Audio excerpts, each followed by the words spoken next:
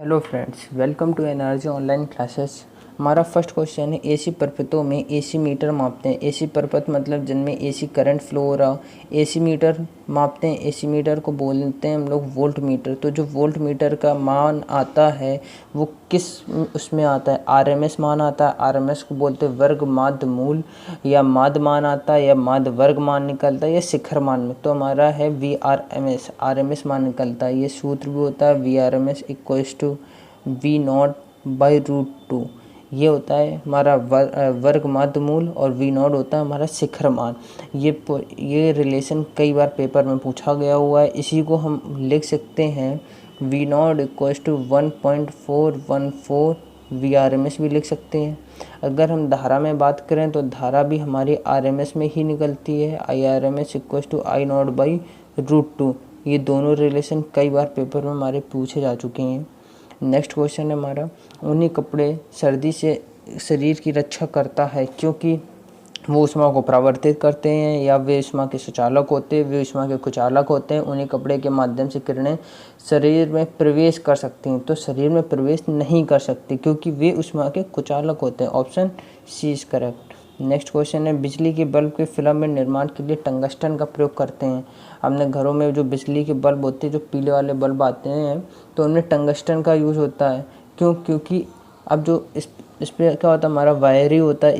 इसी में तो हम लोग करंट देते हैं, और करंट देते हैं ये हीट होता है। हीट होने के बाद ही तो शाइन करता है। ये मतलब इतना हीट होने के बावजूद भी पिघलता नहीं है, क्योंकि इसका जो गलनांक होता है वो बहुत ऊंचा होता है, इसीलिए हम लोग इसका यूज़ करते हैं। अब बल्ब में पूछा जाता है गैस कौन सी भरी होती है, तो बल्ब में हमारी आर्गन गैस होती है, और साथ में उसके नाइट्रोजन की मात्रा बहुत कम होती है। सबसे ज़्यादा आर्गन भरी जाती। क्यों? क्योंकि ये एक अक्रिय गैस है। नेक्स्ट क्वेश्चन है हमारा, यदि किसी प्रतिरोधक तार को लंबा किया जाए तो उसका प्रतिरोध क्या हो जाएगा? घटेगा, बढ़ेगा? ये सूत्र पढ़ा होगा आप लोगों ने, R equals to rho L by A. तो जो आर है वो क्या है? अनुक्रमानुपाती एल के। लंबाई अगर बढ़ रही तो प्रतिरोध का मान भी क्या होगा? बढ़ जाएगा। तो आंसर 20 करेक्ट। अब अगर गुना बोल दें कि अगर प्रतिरोध को हम लोगों ने n गुना कर दिया जाए तो नया जो r आ जाएगा वो n स्क्वायर r आ जाता है। ये याद रखना है कि जब गुना की बात करें, यहाँ पे जब गुना की बात करें मतलब अगर हम प्रतिरोध को 3 गुना कर दिया जाए तो नया प्रतिरोध क्या हो जाएगा? 9r, 9 गुना बढ़ जाएगा। नेक्स्ट क्वेश्चन है हमारा, विद्युत दीर्घ दूर तक उच्च वोल्टता एसी से पारंगत होता है, इसका क्या कारण है? मतलब जब हम लाइट को बहुत दूर तक लेते हैं तो वो हाई वोल्टेज एसी में लिया जाता है। डीसी करंट तो वैसे भी नहीं आता, जैसे हमारे घरों में आता है बिजली हाउस से, पहले जहाँ बिजली बनती है पावर स्टेशन से, तो वहाँ से आती है, हाई वोल्टेज में होके आती है। बोलते हम लोग 11,000 वोल्ट की लाइन है, 11,000 वोल्ट की लाइन। तो क्योंकि हाई वोल्टेज में इसलिए बेचते हैं क्योंकि ऊर्जा की कम हानि होती है। नेक्स्ट क्वेश्चन हमारा है, एक फोटो सेल में प्रकाश ऊर्जा परिवर्तित किया जाता है, तो जो फोटो सेल प्रकाश ऊर्जा को हमारा बदलता है विद्युत ऊर्जा में। अब हमारा आता है जो जैसे बैटरी के सेल होते हैं, बैटरी में सेल यूज़ किए जाते हैं, ये किस ऊर्जा को किस ऊर्जा में बदलते हैं? तो ये बदलते हैं रासायनिक ऊर्जा को विद्युत ऊर्जा में, याद रखना। या इनको विद्युत सेल भी बोल देते हैं, इलेक्ट्रिकल सेल बोले जाते हैं, बैटरी सेल या इलेक्ट्रिकल सेल। नेक्स्ट क्वेश्चन है हमारा, तंतु प्रकार के प्रकाश बल्ब में प्रयोग की गई अधिकांश विद्युत शक्ति प्रकट होती है। मतलब जो बल्ब होता है टंगस्टन, तो जो विद्युत शक्ति प्रकट होती है किस तरह की? अवरक्त किरणों में होती है या विद्युत ऊष्मा की? अब आप खुद ही समझ सकते हैं, बल्ब होता है, बल्ब जलता है तो क्या होता है हमारा? एक तो प्रकाश होता है, प्रकाश के साथ क्या जाता है? ऊष्मा देता है। तो हमारा आंसर क्या हो जाएगा? विद्युत ऊष्मा के रूप में। विद्युत देते हो, आपने विद्युत दिया, विद्युत के बाद वो या प्रकाश भी देता है और ऊष्मा भी देता है, तो क्या हो जाएगा? विद्युत ऊष्मा के रूप में। प्रकाश तो यहाँ पे लिख ही दिया है क्वेश्चन में। नेक्स्ट क्वेश्चन है हमारा, निम्नलिखित में से वह कौन सी धातु है जिसका प्रयोग लोहे पर कलाई चढ़ाने के लिए कई बार बहुत बार पूछा गया हुआ एक क्वेश्चन है, बहुत इंपॉर्टेंट है। इसको हम यूज करते हैं जस्ता का, जिंक का, जडन। और ये क्यों कलाई चढ़ाई जाती है, इसको हम लोग जंग से बचाने के लिए, लोहे को जंग से बचाने के लिए उस पर जिंक की कोटिंग कर देते हैं, जस्ता चढ़ा देते हैं। तो ये जस्ता चढ़ाने की प्रक्रिया को हम लोग कहते हैं गैल्वेनीकरण या गैल्वेनाइजेशन बोला जाता है। नेक्स्ट क्वेश्चन हमारा, यदि कोई दंड चुंबक दो बराबर हिस्सों में काट दिया जाए तो प्रत्येक टुकड़े की ध्रुवीय शक्ति पर क्या प्रभाव पड़ेगा। तो ये बोल रहा है, मान लीजिए ये हमारा चुंबक है, या ये हमारा है नॉर्थ पोल, ये हमारा साउथ पोल। अब क्या बोल रहे हैं, दो बराबर हिस्सों में काटना। हमने ऐसे काटा, जब हम ऐसे काटते हैं तो इससे 3 क्वेश्चन फॉर्म होते हैं। पहला आता है हमारा ये ध्रुवीय शक्ति। जब हम ऐसे काट रहे हैं चुंबक को तो हमारी जो ध्रुवीय शक्ति वो कैसी होगी, समान रहती है। हमारी ध्रुवीय शक्ति रहती है हमेशा समान जब ऐसे काटेंगे। अब आता है हमारा चुंबकीय आघूर्ण। तो चुंबकीय आघूर्ण हमारा आधा हो जाता है। जब हम लंबवत काटते हैं तो हमारा चुंबकीय आघूर्ण क्या हो गया, आधा हो गया, ध्रुवीय शक्ति समान होगी। और फिर पूछते हैं लंबाई, लंबाई भी क्या हो जाती है, आधी।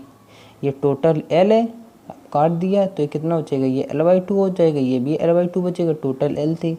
तो हमारे 3 क्वेश्चन ये फॉर्म हो गए कि ध्रुवीय शक्ति तो समान हो जाएगी, अगर चुंबकीय आघूर्ण की बात करेंगे तो आधा, लंबाई आधा, ये हो गया।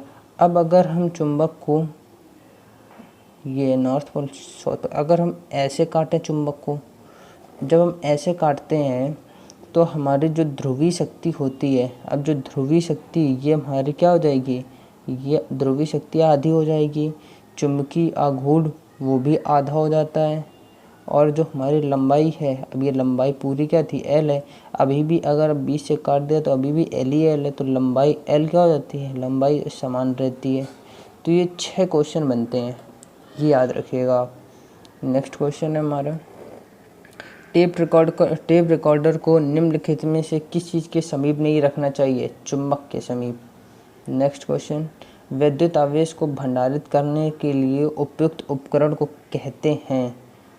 ये पहले दिन बताया था मैंने, जो संधारित्र होता है ये क्या कहता है, विद्युत जो हमारी धारा होती है इसको एक तरह से इकट्ठा कर लेता है। तो करेक्ट आंसर क्या हो जाता है, संधारित्र। नेक्स्ट क्वेश्चन है, ट्रांसफार्मर के क्रोड के लिए सर्वोत्तम द्रव्य, जो ट्रांसफार्मर की क्रोडें बनी होती हैं तो वो किस चीज़ की बनी होती है, नर्म लोहा। क्योंकि जो नर्म लोहा होता है इसकी सबसे ज़्यादा चुंबकशीलता होती है। अस्थायी चुंबकों को बनाने के लिए नर्म लोहे का ही प्रयोग किया जाता है। नेक्स्ट क्वेश्चन, बिजली के बल्ब में क्या भरा होता है, बिजली के बल्ब, अभी बताया था, बिजली के बल्ब में आर्गन भरा होता है। और अगर हम बात कर दें जैसे जो हमारी वो होती हैं रॉड वगैरह होती हैं या LED वगैरह होती, इनमें क्या भरा होता है, रॉड हो गई या प्रदीप्त बत्ती हो गई या ट्यूबलाइट जो आती थी, बड़ी बड़ी रॉडें पहले आती थी, अब तो काफ़ी बहुत कम लोग यूज़ करते। उनमें हम लोगों का जो पारा होता है, पारे का वाष्प भरा होता है, पारे का वाष्प। जो हमारी ट्यूबलाइट वगैरह होती है उनमें क्या होता है, पारे का वाष्प भरा होता है। अब ये मैं पहले जानना चाहिए, इसमें हम लोग आर्गन ही क्यों लेते हैं और कोई गैस क्यों नहीं। जो आर्गन होती है एक तरह से हमारी क्या है, अक्रिय गैस है, अक्रिय गैस है।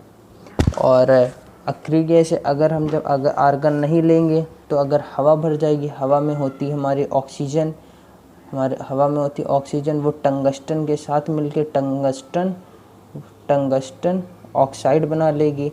और अगर टंगस्टन ऑक्साइड एक तरह से हमारा क्या होता है, कुचालक होता है, तो उसमें हमारी धारा, उसमें हमारा करंट जा नहीं पाएगा तो हमारा बल्ब जलेगा नहीं। इसलिए हम लोग आर्गन का प्रयोग करते हैं। साथ में नाइट्रोजन का भी यूज़ करते हैं, पर नाइट्रोजन की मात्रा बहुत कम होती है।